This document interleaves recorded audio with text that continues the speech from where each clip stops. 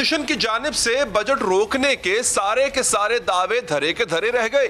160 अरकान की हामिल ऑपोजिशन आज कौमी असम्बली में 138 पर ढेर हो गई। मुस्लिम लीग नून के अरकान की गैर हाजिरी ने हुकूमत की मंजिल मजीद आसान कर दी।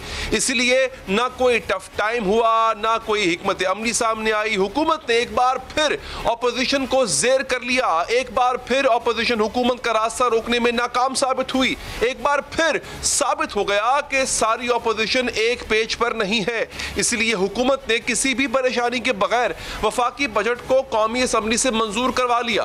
आज जब कौमी असम्बली का इजलास शुरू हुआ तो वजीर खजाना शौकत तरीन ने फाइनेंस बिल को ऐवान में पेश किया। ऑपोजिशन अरकान की जानिब से न सिर्फ बिल की मुखालिफत की गई बल्कि स्पीकर से मुतालबा किया गया कि ज़बानी रायशुमारी की बजाय गिनती करवाई जाए। वो तमाम अरकान जो इसके हक में है हाँ कहें, वो तमाम अरकान जो इसकी मुखालफत में है ना कहें। मेरे ख्याल में अक्सरियत का जवाब हाँ में है, नतीजतन तहरीक मंजूर की जाती है। वोटिंग कराएं जी। एक दफ़ा ये दोबारा मैं पुट करता हूँ, इन्होंने काउंटिंग की डिमांड की है, वो तमाम अरकान आने दें जी। मैं दोबारा मैंने पुट किया है, दोबारा मैंने किया है। ऑपोजिशन के इस मुतालिबे से यूं लगा जैसे कौमी असम्बली में ऑपोजिशन अरकान और हुकूमती अरकान में फर्क बहुत कम है। ऐसा लगा शायद आज वाकई ऑपोजिशन हुकूमत को कोई सरप्राइज देने वाली है। लेकिन जब गिनती हुई तो वोटों के फर्क का कोई मवाजना ही नहीं था।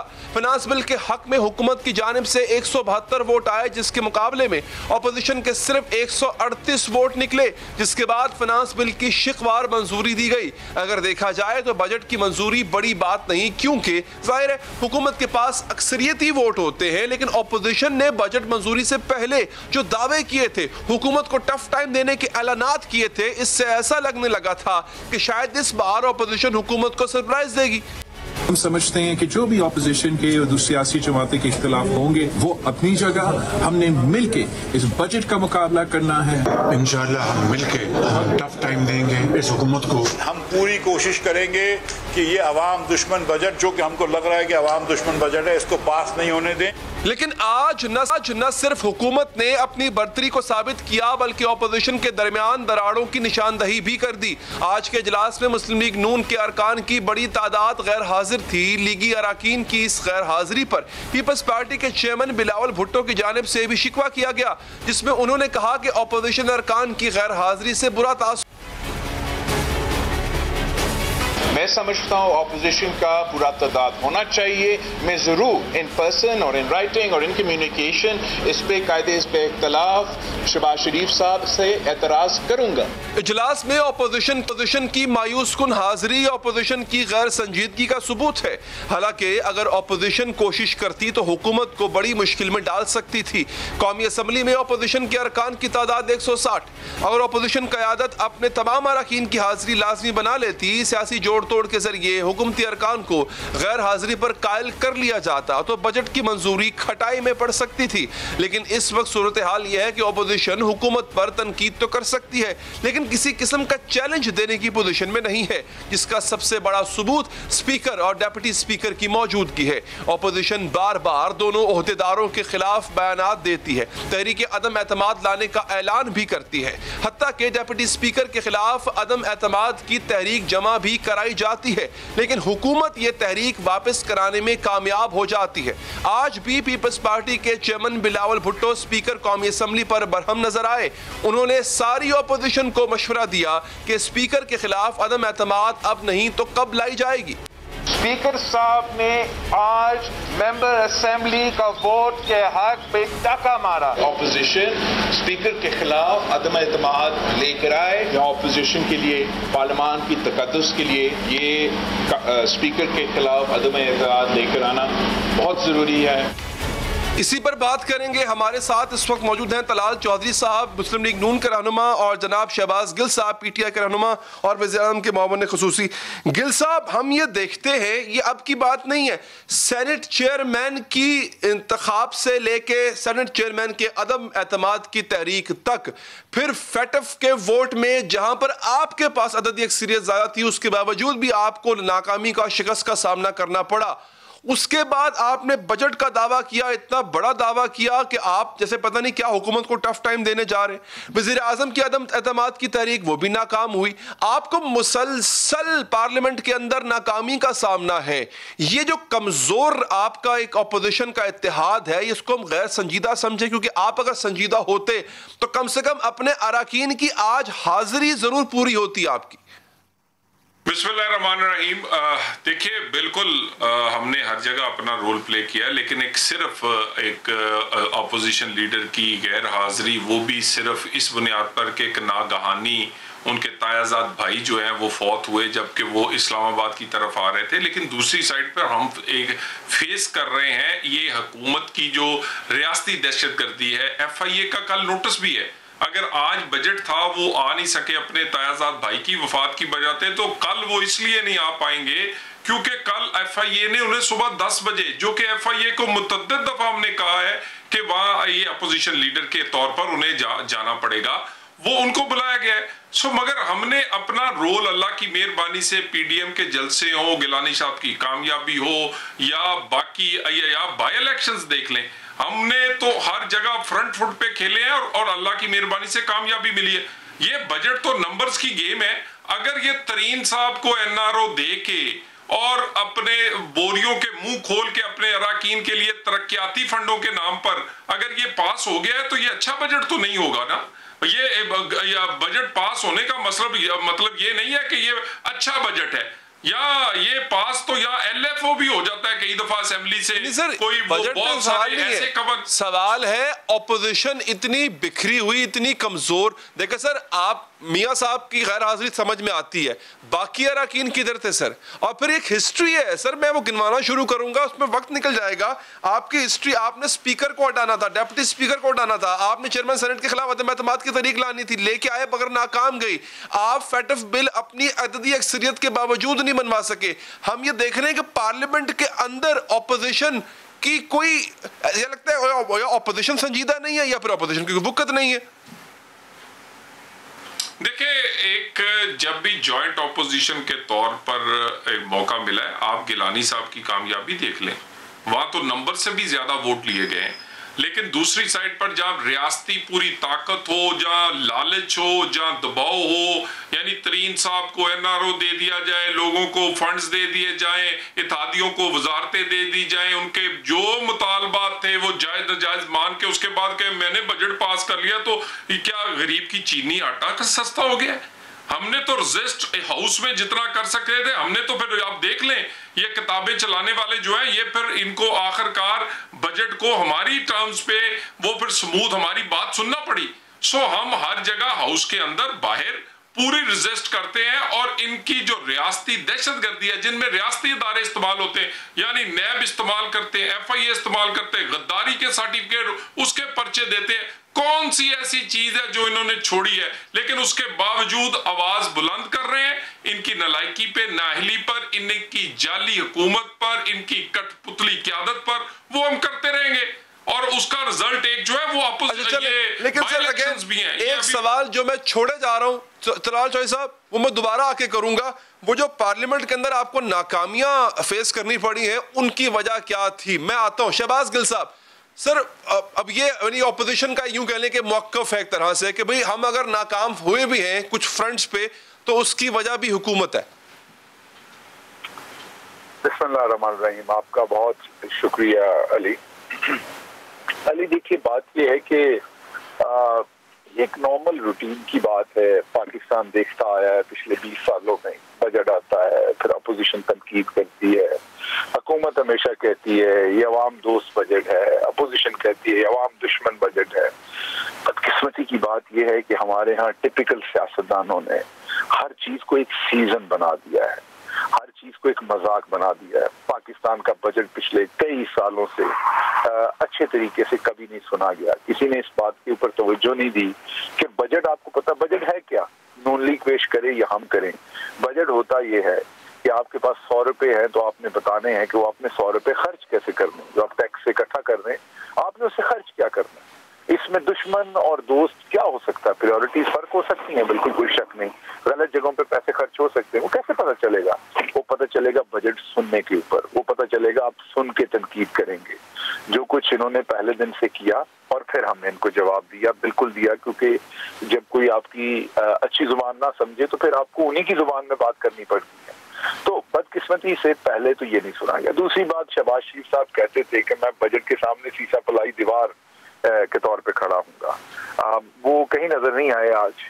अच्छा चले मान लेते हैं उनकी कोई काम होगा, कोई और नहीं, वो तो मजबूरी बता चुके हैं ना, उनके कजन का जो वफात हुई तो उस पे वो बता चुके। वैसे तो वो आ सकते थे, लेकिन बहरहाल चूज तो अल्लाह उनके कजन को जन्नत में जगह दे, मगफरत करे उनकी। अब बाकी इनके जितने भी मेंबरान थे ज्यादातर वो नून लीग के ही गैर हाजिर थे। कहने की बात यह है कि अवाम बेवकूफ नहीं है कि आप बढ़ के मारेंगे और प्रैक्टिकली आप ना बजट सुनने देंगे, ना बजट के अंदर कोई काम की बात करने देंगे। ये बजट है जिसमें 260 अरब जो है वो एहसास प्रोग्राम के लिए है। ये वो बजट है जिसके अंदर हम 27,000 स्कूलों को अपग्रेड करने जा रहे हैं। ये वो बजट है जिसके अंदर हमने किसी किस्म के ऐसे एसआरओज नहीं निकाले पिछले सालों के अंदर जिससे हमारी अपनी फैक्ट्रियों को फायदा है। ये वो बजट नहीं है जिसमें बाद में हमें कहना पड़ेगा कि हजूर ये है वो जराए। ये वो बजट नहीं है जिसमें बिजली घरों के अंदर से किकबैक्स निकलेंगे। ये वो बजट नहीं है जिसमें से लंदन के फ्लैट्स निकलेंगे। ये वो बजट नहीं है कि मुझे ये कहना पड़ेगा कि मैं इतना बिजी था कि मेरे अकाउंट में 25 अरब रुपया कोई जमा करवा गया, लेकिन मुझे पता नहीं मेरे अकाउंट में कौन जमा करवा गया। अच्छा चलो हो सकता है कोई करवा गया। अगर आपके अकाउंट में अली को 5 लाख जमा करवाएगा तो आप ढूंढेंगे, मेक श्योर करेंगे, बैंक को बताएंगे ये गलती से जमा हो गया। मैंने उन पैसों से निकाल के अपनी वालदा के नाम के ऊपर प्रॉपर्टियां भी खरीदी, मैंने उन पैसों से आगे कारोबार भी किए, लेकिन मुझे ये नहीं पता कि वो मेरी कौन सी फुफ्फो या कौन से मामू मेरे लिए जमा करवा के गए मेरे अकाउंट्स में। तो बात ये है कि ये तो अब आपके और हमारे फॉर्मेट हैं कि बदकिस्मती में आप एक ऐसे फॉर्मेट बने हुए हैं कि जिसमें एक तरफ इन्होंने बैठना है, एक तरफ हमने बैठना है, जवाब देना है। वो 10 मिनट है, 15 मिनट है, 25 मिनट है। मतलब बात तो कोई ऐसी नहीं है कि हम एक दूसरे के साथ बैठ के इन चीजों के ऊपर बात करें, क्योंकि बातें सारी वाजे हैं। पाकिस्तान का अगर मुस्तकबिल हम नहीं तो कोई और होगा, ये नहीं है कम अज कम, क्योंकि इनको तो अवाम बारियां देख चुकी है इन्होंने जो किया है। अच्छा एक चीज हमने और देखी कोताही होगी तो कोई और अल्लाह मियां एक चीज ये नहीं है, क्योंकि ये अगर होते तो हम कभी ना आते। एक चीज हमने और देखी, कुछ होता तो हम आज हुकूमत में बैठे ना होते। ये किया, ये अवाम ने विटनेस ये किया। अच्छा साहब, मैं चूंकि मौकफ आ गया गिल साहब का, मैं आपकी तरफ आता हूँ। चौधरी साहब, हमने ये देखा कि ऑपोजिशन की तरफ से कोई स्ट्रगल भी नहीं हुई। मतलब ऐसा नहीं है कि चले आज जिस तरह की स्ट्रगल थी, हम ये नहीं कह रहे कि वैसी स्ट्रगल होती जिस दिन बजट पेश हो रहा था, वो स्ट्रगल बिल्कुल भी काबिल कबूल नहीं है। बड़ा बुरा इंप्रेशन गया पार्लियामेंट का और कौमी असम्बली का, लेकिन ऑपोजिशन ने कोई स्ट्रगल भी नहीं की ना उसका। अगर आपने कहा था बजट हम रोकेंगे, तो वो आपकी कोई कोशिश भी नजर नहीं आई वहां पे। इतनी जल्दी गिव अप क्यों कर रहे हैं आप?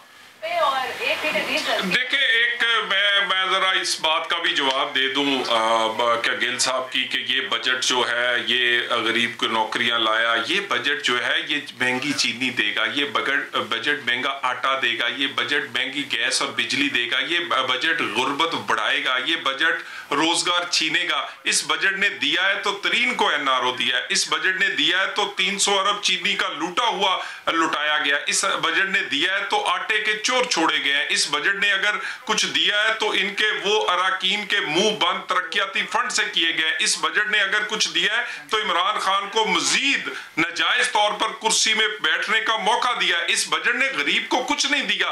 गरीब का बजट वो बजट है जिस दिन चीनी उसकी वापस 50 रुपए पे आएगी, आटा वापस 35 रुपए पे आएगा, रोजगार वापस वो आएगा जो नवाज शरीफ ने दिया था।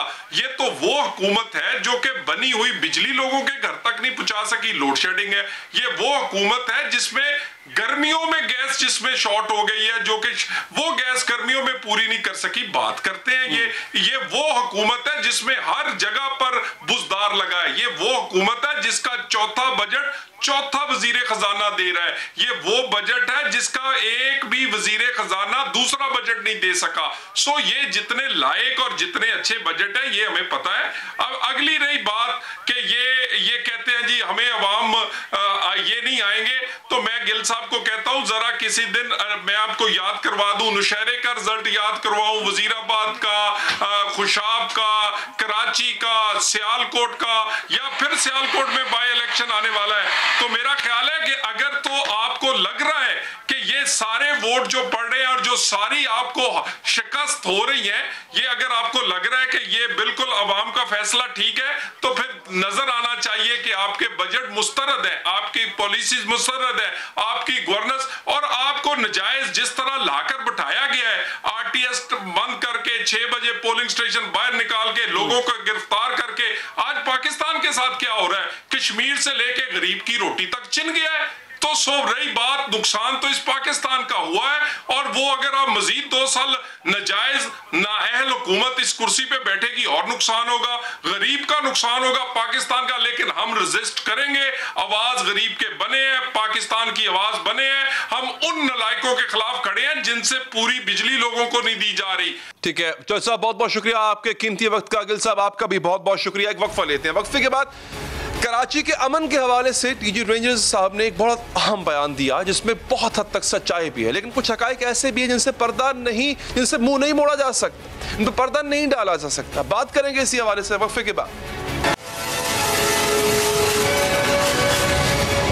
नाज़रीन, कराची में अमन और अमान की सूरत हाल में बेहतरी आ रही है, इसके लिए कानून नाफिज करने वाले इदारों का किरदार काबिल तारीफ है। डीजी रेंजर्स सिंध ने कहा है कि तेजाब फेंकने के वाकयात आए तो शर्मीन उबैद वाली फिल्म बन गई। लंदन में 800 से ज्यादा तेजाब फेंकने के वाकयात होते हैं, कहीं कोई फिल्म नहीं बनती। बरतानिया में चाकू मारने के 10,000 केसेस होते हैं। लंदन को फिर भी महफूज शहर कहा जाता है। गुज़िश्ता साल न्यूयॉर्क में 1688 डकैतियां हुई, कराची में सिर्फ 280 हुई। हम इतने बुरे हैं नहीं जितना हमें बनाया जाता। न्यूयॉर्क के अंदर पिछले साल के अंदर 1638 इफ आई रिमेंबर करेक्टली 1600 कुछ हैं, 1638 या 1688 आम डकैतीज हैं। पाकिस्तान ये कराची में 250 हैं। 3 किसे आए थे नेशनल प्रेस पे एसिड थ्रोइंग वाले, तो फिल्म बन गई थी वो शर्मीन उबैद चनाई वाली, जिस पे ऑस्कर भी मिल गया। More than 800 incidents of acid and corrosive substance throwing on people. कहीं आपको पता लगा कोई फिल्म बनी? 10,000 से ज्यादा नाइफ क्राइम्स हुए हैं यूके के अंदर पिछले साल में। कहीं आपको पता लगा? आपके ख्याल में लंदन अभी बहुत सेफ है?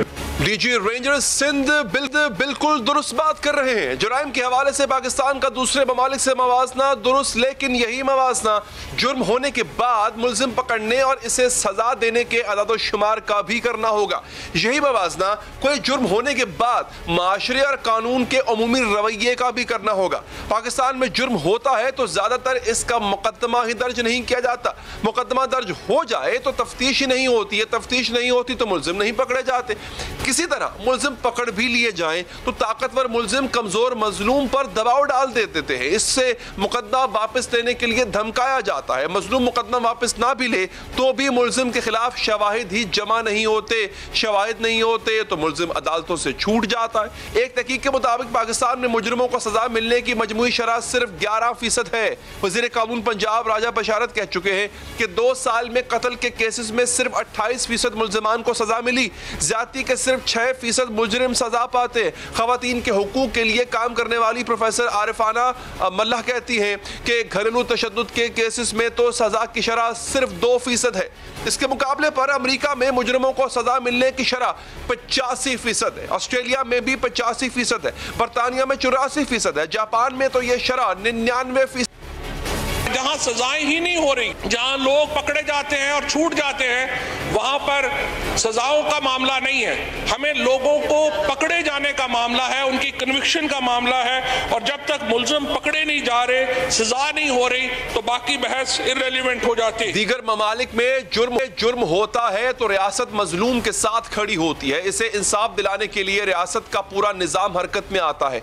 जुर्म तो हो जाता है लेकिन मुजरिम बच नहीं पाता है। जबकि पाकिस्तान में में जुर्म होता है तो मजलूम दर बदर हो जाता है। जिस पुलिस से मुजरिम को पकड़ना होता है वो खुद जराइम में मुलव्विस हो जाती है। 2017 में सिंध पुलिस के आईजी ने एक रिपोर्ट सुप्रीम कोर्ट में जमा कराई थी जिसमें बताया गया था कि सिंध पुलिस के 12,000 अफसरान और एहलकार जराइम में मुलव्विस है। इशू जो अभी नजर आता है वो तो ये है कि कानून का सजा का तो खौफ ही नहीं है, लोगों को सजा हो ही नहीं रही। वजह क्या है इसकी? कौन कौन से एरियाज हैं जो वीकर एरियाज हैं? सीआरपीसी के अंदर खामी है, एविडेंस कलेक्ट करने के निज़ाम में खामी है। क्या चीज़ है जो इसको कमज़ोर करती है? एविडेंस जो जाती है वो गवाह हमारे भाग जाते हैं, पुलिस दबाव डाल देती है। जो चीज़ें हमारे सामने तो यही आ रही हैं as a journalist. As per my experience and observation, evidence सबसे बड़ा प्रॉब्लम है। और एविडेंस क्योंकि कलेक्ट करना होता है पुलिस ने, और पुलिस के मैकेनिज्म के अंदर बहुत ज़्यादा लूप होल्स हैं।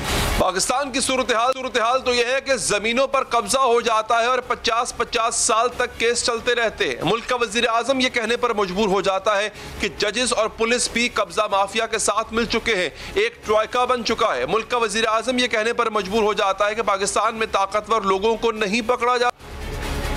कब्जा ग्रुपों ने क्यों आया? क्योंकि जमीनों के केस ही नहीं हल होते। अदालतों में 50-50 साल चल रहे हैं, वो कब्जा ग्रुप आ गए, उनके साथ पूरा एक ट्रॉयका बन गया। साथ मिल गया जज, साथ मिल गया पुलिस, साथ मिल गया कब्जा group. DG ranger Sindh major general Iftikhar Hasan ने यह भी कहा कि कनाडा में एक पाकिस्तानी खानदान दहशतगर्दी का शिकार हुआ। यही सब कुछ कराची में हुआ होता तो कराची को खतरनाक तरीन शहर करार देता। कनाडा के अंदर टोरंटो के अंदर आपको पता है कि वो पाकिस्तानी फैमिली के साथ क्या हुआ। उसके बाद कल अगेन एक वाक़या हुआ जिसमें एक पाकिस्तानी की दाढ़ी उन्होंने काट दी और उसको मारा पीटा। अगर यही काम कराची में हुआ होता तो अभी तक Karachi most dangerous city declare हो चुका होता। जी नाज़रीन, जनरल साहब की ये बात भी बिल्कुल दुरुस्त है, लेकिन हकायक ये भी है कि कनाडा में जुर्म हुआ तो वहाँ के माशरे ने इस पर रद्द अमल दिया। वहाँ के रहने वाले इस जुल्म के खिलाफ सड़कों पर आए, मरने वालों के लिए आंसू बहाए। यहाँ तक कि कनाडा के वजीर आजम ने भी इस वाक़े को दहशतगर्दी किया। और नाज़रीन, कनाडा में तो मुसलमान खानदान को मारने वाला एक फर्द था ना। साहिवाल में मासूम बच्चों के सामने उनके वालिदैन, उनके बहन को, उनके पूरे खानदान को गोलियों से भून देने वाला एक इदारा था। कनाडा में तो मुसलमान खानदान को मारने वाला पकड़ भी लिया गया, लेकिन साने साहिवाल के तमाम मुलजिम छूट चुके हैं। हुकूमत के जज्बाती तकरीरों के बावजूद वो चुके हैं। चाहे मुझे इस ओहदे से इस्तीफा देना क्यों ना पड़े, मैं आज ऑन रिकॉर्ड कह रहा हूं, we will make them an example which the rest of Pakistan will remember for ages इंशाल्लाह। मैं कौम को यकीन दिलाता हूं कि अगर कोई भूलेगा भी, हम भूलने नहीं देंगे, हम भूलने नहीं देंगे और कड़ी से कड़ी सजा देंगे। जो भी इसमें मुलव्विस है, कड़ी से कड़ी सजा देंगे। अमेरिका में किसी कानून नाफिज करने वाले के हाथों बेगुनाह शहरी मारा जाए तो पूरा माशरा इस जुल्म के खिलाफ उठ खड़ा होता है। मुजाहरे किए जाते हैं, मजलूम से इज़हार यकजहती किया जाता है। यहाँ तक कि पुलिस का महकमा भी इस जुल्म का जवाज घड़ने की बजाय मजलूम का साथ देता है। मुलव्विस पुलिस अफसर के खिलाफ तफ्तीश होती है, कार्रवाई की जाती है और सजा भी दिलवाई जाती है। अमेरिका में इंसाफ करने वालों से नाइंसाफी हो जाए तो शर्म के मारे जमीन पर झुक जाते हैं। मुजरिम को सजा मिल जाती है, लवाहिकीन को इंसाफ मिल जाता है। दूसरी जानिब पाकिस्तान में तो अभी तक सानह मॉडल टाउन के लवाहिकीन को इंसाफ नहीं मिल सका, सानह 12 मई का इंसाफ नहीं मिल सका, नकीबुल्लाह महसूद के लवाहिकीन इंसाफ की राह रखते तकते अपने खाले के हकीकी से जा मिले। सानह बल्दे टाउन के 2 मुजरिमों को सानह के 8 बरस बाद सजा सुनाई गई, क्योंकि पाकिस्तान में इंसाफ सिर्फ ताकतवर के लिए है, मजलूम के लिए नहीं है। बात करेंगे इसी हवाले से। में सिटीजन पुलिस लायंस कमेटी के साबिक सरबरा अहमद चुनाय साहब, शुक्रिया आपके वक्त का। सर, वो जो बात जनरल साहब ने की वो बिल्कुल ठीक है, लेकिन सर अगेन हमारे यहाँ वाकयात का होना और उसके बाद जो हमारा रेट है, कन्विक्शन रेट है, ये ना होना, पुलिस का साथ मिले होना, कानून नाफिज करने वाले इदारों की नाअहली, उनकी नेग्लिजेंस, उनकी मुजरिमाना गफलत का होना, हमारा जो अदालती निज़ाम है उसका पुराना और नाकारा होना, ये सब जब मिलते हैं तो सर क्या हमारा मवाजना बनता है उन मगरबी ममालिक से? देखिए, आपकी बात बिल्कुल ठीक है। मैं मेजर जनरल साहब को जो है वो सलाम पेश करता हूं कि उन्होंने ये स्टैटिस्टिक्स पेश किए और इनकी बात को मैं टोटली एग्री करता हूं कि जहां बाहर इतने ज़्यादा क्राइम होते हैं वो उस पर कोई फिल्म नहीं बनती, इससे ज़्यादा हीनियस क्राइम होते हैं। और जब यही क्राइम कराची में होता है तो इस पर फिल्म बनती है और इस फिल्म के जो है वो अवार्ड लिया जाता है। देखिए, 2 बातें इसमें अहम है, आपने खुद ही इसकी निशानदेही कर दी। पहली बात जो अहम है वो ये है कि कन्विक्शन पाकिस्तान में नहीं नहीं है कराची में, नहीं है, लोग पकड़े नहीं जाते। बाहर अगर ये क्राइम होता है तो मेरे ख्याल है कन्विक्शन रेट जो है वो कभी कभार 80, 90, 95% चला जाता है, और ये एक बहुत बड़ा तस्कीन का बायस बनता है कि अगर क्राइम होता है तो सज़ा भी मिलती है। हमारे पास जो परेशानी है वो ये है कि जब क्राइम होता है तो सज़ा नहीं मिलती, और सज़ा नहीं मिलती तो विक्टिम और उसकी फैमिली जो है वो ज़्यादा परेशान हो जाते हैं कि हमारी कोई दादरसी नहीं है, हमें कोई पूछने वाला नहीं है। आज जब हम इसकी बात करते हैं कि जी पूछने वाला क्यों नहीं है, यही आपका बेसिक सवाल था, तो मैं कहता हूं कि हमारा नाकिस प्रोसिक्यूशन जो सिस्टम है वो इतना नाकिस है कि उसमें आज तक स्ट्रीट क्राइम्स के मामले में तो सज़ा होती ही नहीं, अगर होती है तो बहुत जल्द बेलेबल हो जाती है। और इसकी जिम्मेदारी किस पे आती है, तो इसकी जिम्मेदारी दो तरीक़ों से आती है कि अगर मुल्ज़िम पकड़ा भी जाता है तो उसकी प्रोसिक्यूशन जो है वो इतनी नाकस होती है कि उसको जो है वो फ़ौरन रिहाई मिल जाती है, बेल मिल जाती है, या आखिर में जाके वो एक्विट हो जाता है।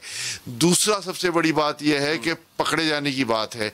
पकड़ा कैसे जाएगा जब पाकिस्तान में कराची में क्राइम की यह हालत हो कि जहां 112 थाने के लिए 5,500 एक्टिव पुलिस वाले जो हैं वो एक वक्त में शहर में मौजूद हों, जो कि 4,500 किलोमीटर से ज़्यादा का एरिया है, जो तकरीबन हमारे अंदाजे के मुताबिक 2.5 करोड़ से ज़्यादा की पॉपुलेशन है।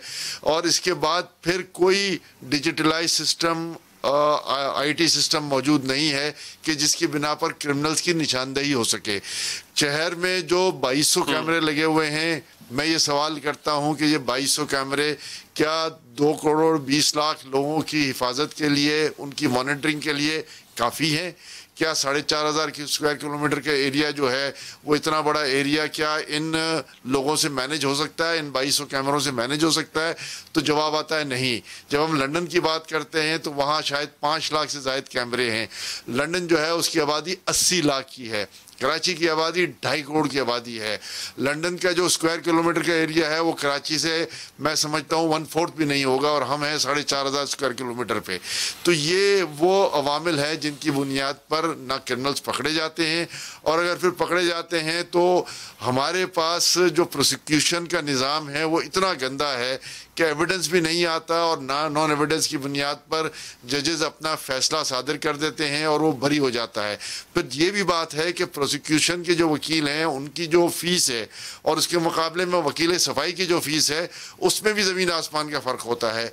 तो फिर केस लड़ने वाली बात है कि केस किस तरह लड़ा जाता है, किस तरह दिल से लड़ा जाता है और किस तरह केस जीता जाता है। वकील जो है वो जजेस को कन्विंस करता है। तो ये सारा वामिल हैं जिसकी बुनियाद पर ये बात आती है। जनरल साहब की बात से कोई इख्तलाफ नहीं है, बात बिल्कुल सही कही है, लेकिन साथ में ये भी बता दें कि जी हमारा प्रोसिक्यूशन का निज़ाम कैसे सही होगा, हमारे पास मुजरमों को पकड़ने का क्या तरीक़ेकार है और हम उसको कहाँ तक पकड़े जा सकते हैं। फिर मेरा सवाल शर्म नुबैत चुनाय से ये भी होगा कि आप पाकिस्तान की नेगेटिव चीज़ों का प्रचार क्यों करती हैं। मैं समझता हूँ कि पॉजिटिव चीज़ों का प्रचार होना चाहिए, ताकि पॉजिटिव चीज़ों का प्रचार हो, पाकिस्तान का एक अच्छा इमेज सामने आए। पाकिस्तान में जितने भी नामसायद हालात हों उनकी बुनियाद पर जो लॉ एंड ऑर्डर की इन्फोर्समेंट है, मैं समझता हूँ कि हम सलाम पेश करते हैं हमारी तमाम लॉ इन्फोर्समेंट एजेंसीज़ को, बशमूल रेंजर्स और पुलिस और दूसरे इदारों को, कि उन्होंने तमाम तर नामसायद हालात के बावजूद भी जो है वो जवामर्दी से इस क्राइम का मुकाबला किया है। और अल्हम्दुलिल्लाह कराची जो 2013-14 में था, आज कराची में एक पैराडाइम शिफ्ट है। तो हमें ये पॉजिटिव इमेज को भी दिखाने की ज़रूरत है, ताकि इस पॉजिटिव इमेज को दिखाएं। हम ये नहीं कहते कि जी हमारे यहाँ क्राइम होता है तो उसकी रिपोर्टिंग ना करें, उसकी रिपोर्टिंग बिल्कुल अच्छा, इसके साथ साथ ये भी देखते हैं कि जुर्म अपनी जगह मौजूद है, बिल्कुल ठीक है, वो होता है, उसको प्रोसिक्यूट नहीं किया जाता, उसकी पैरवी नहीं की जाती है। लेकिन हम ये भी देखते हैं कि जिन्होंने प्रोसिक्यूशन अच्छी करनी है, कभी कभी नहीं बल्कि अक्सर औकात ये भी देखने में आया कि वो भी जुर्म में मुलव्विस थे। पुलिस अगर मंशियात को पकड़ रही है तो पता लग रहा है कुछ पुलिस वाले भी मुलव्विस हैं। शॉर्ट टर्म अगवा के केसेस में पुलिस मुलव्विस थी। यहाँ हम ये भी देखते हैं कानून नाफिज करने वाले इदारों के अहलकार भी काली भेड़ों की तरह वो भी जुर्म में मुलव्विस होते हैं। तो प्रोसिक्यूशन तो बाद में होगी सर, पहले तो हमें इनसे जान छुड़वाना पड़ेगी। देखिए, जो आपका सवाल है बिल्कुल सही है। अगर आपको याद होगा, इस वक्त के मौजूदा DGFIA सनाउल्लाह अब्बासी साहब ने अपनी एक रिपोर्ट में बहुत सारे पुलिस अफसरान की निशानदेही की थी आज से 5 साल पहले, जो करप्ट अनासर और जो जुराइम पेशा अनासर पुलिस फोर्स में मौजूद हैं, और इसकी पूरी मुकम्मल रिपोर्ट भिजवाई थी। ना सिंध गवर्नमेंट ने इस पर कोई काम किया, ना कोर्ट्स में से इसका रद्द अमल जो है वो अब तक वाज़े तौर पर सामने आया है। मैं ये कहता हूँ कि जी ये अनासर कल भी मौजूद थे, आज भी मौजूद हैं, और इनकी रोकथाम के लिए जो रिपोर्ट बनी हुई है उस रिपोर्ट पर फौरी अमल दरामद कराने की ज़रूरत है कि जो अनासर हैं जिनकी निशानदेही कर दी गई है उनको फौरी तौर पर उनके ओहदों से जो है हटाया जाए, उनको फौरी तौर पर जो है वो अपना इनकी तंजली की जाए और इनके खिलाफ कार्रवाई की जाए। जब तक हम ये सज़ा और जज़ा का अमल नहीं करेंगे ये सिलसिले चलते रहेंगे। लेकिन मैं फिर ये कहता हूँ कि इन तमाम बातों के बावजूद भी जो नामसाइद हालात हैं उसमें जो काम पाकिस्तान की बिलखसूस सिंध में, कराची में पुलिस फोर्स ने, रेंजर्स ने और दूसरे सिक्योरिटी इदारों ने किए हैं वो काबिल तहसीन हैं। हमें ज़रूरत इस बात की है कि इनको रिवैम्प किया जाए, इनको जो है वो सही तरीके से काम करने की मुकम्मल तरबियत दी जाए और जो डिजिटलाइज गैजेट्स की ज़रूरत है वो ज़रूर दिए जाएँ। उसके बगैर मैं नहीं समझता कि हम इस मौजूदा सूरत हाल से बाहर निकल पाएंगे। ठीक है चुनाव साहब, बहुत बहुत शुक्रिया आपके कीमती वक्त का। एक वक्फा लेंगे, वक्फे के बाद आपको बताएंगे कि वजीर आजम जो भारत के नरेंद्र मोदी, उनके जंगी जुनून ने उनके अपने मुल्क भारत को अब तक कितना नुकसान पहुंचाया है। वक्फे के बाद नाज़रीन, भारतीय वज़ीर आज़म नरेंद्र मोदी के जंगी जुनून ने मुल्क को मुश्किलात का शिकार कर दिया है। तारीख में पहली बार भारत को अंदरूनी और बैरूनी महाज पर सख्त तरीन चैलेंजेस का सामना है, जिनमें से सबसे बड़ा खतरा चीन है, जिसकी वजह से भारत अपनी सोच बदलने पर मजबूर हो चुका है, क्योंकि चीन के साथ कशीदगी भारत को बहुत महंगी पड़ रही है।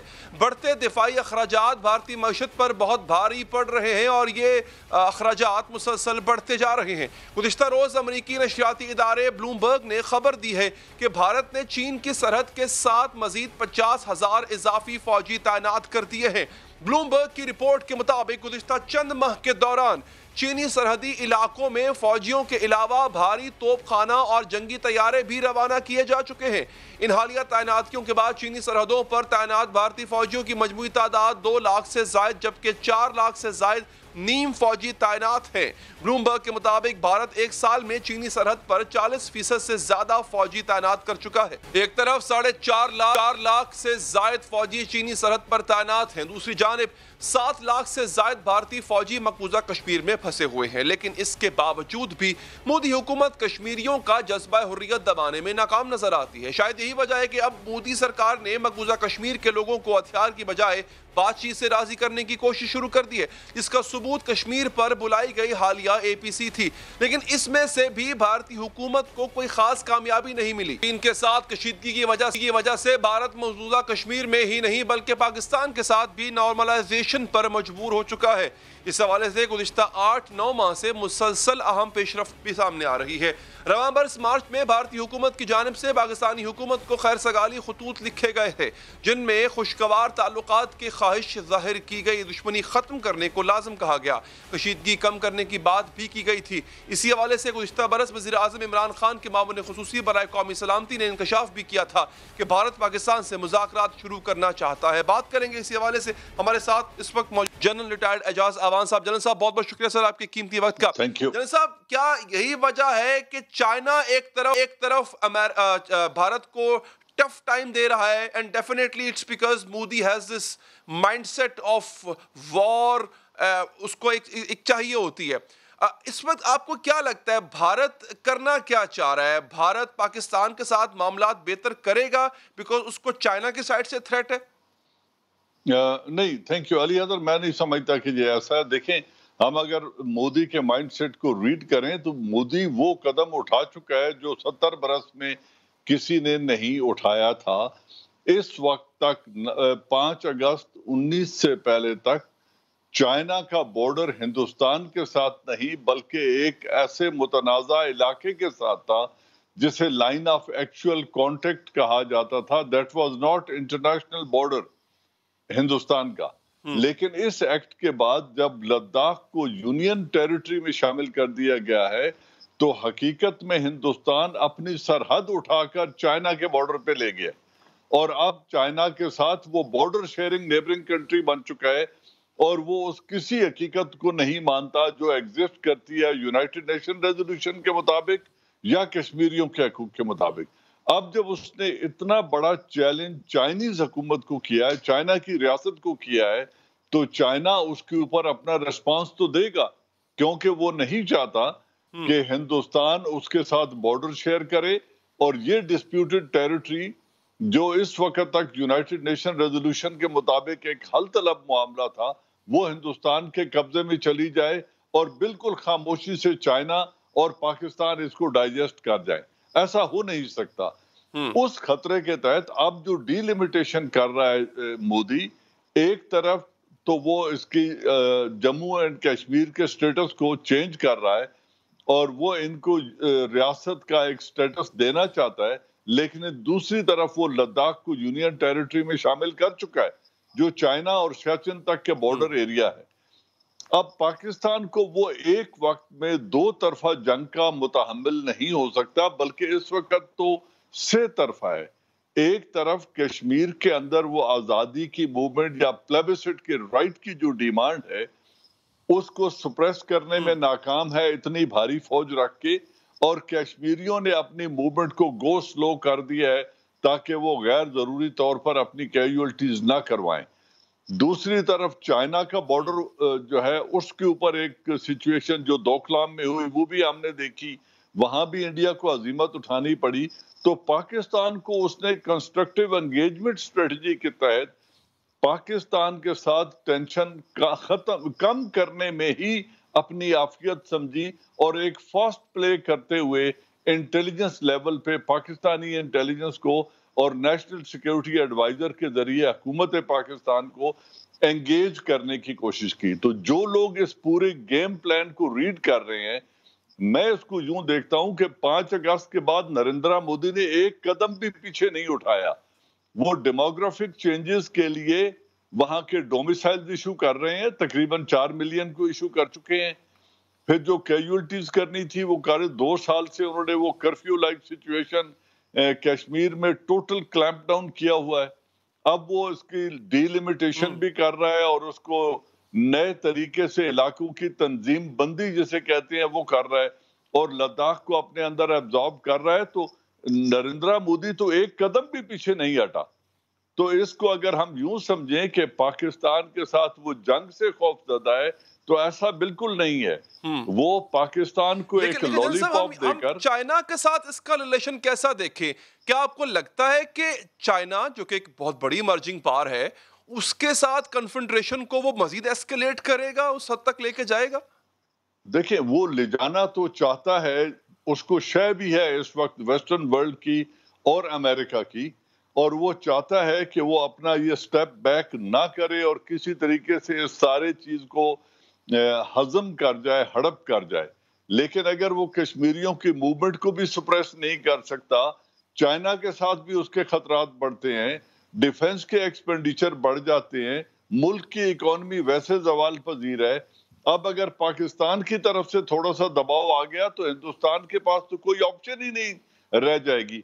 तो वो चाहता है कि किसी तरीके से ये सिचुएशन दो तरफा सिचुएशन क्रिएट की जाए ताकि, और जल्दी से जल्दी क्रिएट की जाए ताकि अमेरिका इस रीजन से अपने जो इंटरेस्ट हैं उनको रिविजिट करे और यहाँ पे ठहरने का या परमानेंट ठहरने का कोई जवाब पैदा करे, और जो कश्मीर के एरिया को वो एब्जॉर्ब कर चुका है ठीक उसमें वो इजराइल और अमेरिका को अड्डे बनाने की दावत दे कि जी आपके स्ट्रेटेजिक इंटरेस्ट को यहाँ पे खतरा है। तो वो एक बड़ी गेम की तरफ कदम बढ़ा रहा है, जिस तरह मैं इसको देखता हूँ। सही। सही जनरल साहब, बहुत बहुत शुक्रिया सर आपकी कीमती वक्त और आपकी। आगे बढ़ेंगे नाज़रीन। पाकिस्तान के वाज़े और दो टोक मौक़िफ़ के बावजूद बार बार इसराइली सहाफ़ी पाक इसराइल ताल्लुकात के हवाले से बेबुनियाद खबर जारी करते रहते हैं और बार बार इस पर तनाज़ा उठ खड़ा होता है। इस बार फिर वज़ीर आज़म के साबिक़ मावन ख़ुसूसी ज़ुल्फ़ी बुखारी का दौरा इसराइल की खबर जारी की गई, जिसकी तरदीद भी आ गई। वो तरतीब तस्लीम, लेकिन फिर भी कुछ सवालात हैं जिनका जवाब तलाश किया जाना ज़रूरी है। इस बात का जवाब तलाश किया जाना ज़रूरी है कि क्या एक इसराइली तैयारे की पाकिस्तान आमदरफ्त का जो रिकॉर्ड सामने आया, क्या वो भी झूठ था? इब्रानी ज़बान में शाया होने वाले इसराइली अखबार इसराइल होयोम ने लिखा है कि ज़ुल्फ़ी बुखारी ने इसराइली इंटेलिजेंस एजेंसी के सरबराह से मुलाकात के लिए इसराइल का दौरा किया और यह खबर इस्लामाबाद के नामालूम ज़राए के हवाले से दी गई है। ज़ुल्फ़ी बुखारी ने इन खबरों की तरदीद भी की है कि बैरून मुल्क क़याम के दौरान उन्होंने इसराइल का दौरा किया। तर्जुमान दफ्तर ख़ारजा का भी कहना है कि ज़ुल्फ़ी बुखारी के दौरा इसराइल की खबरें बेबुनियाद हैं और गुमराह कुन। इसराइल का ऐसा कोई दौरा नहीं किया गया, जबकि वज़ीर आज़म के मशीर कौमी सलामती मुईद यूसुफ भी तरदीद कर चुके हैं।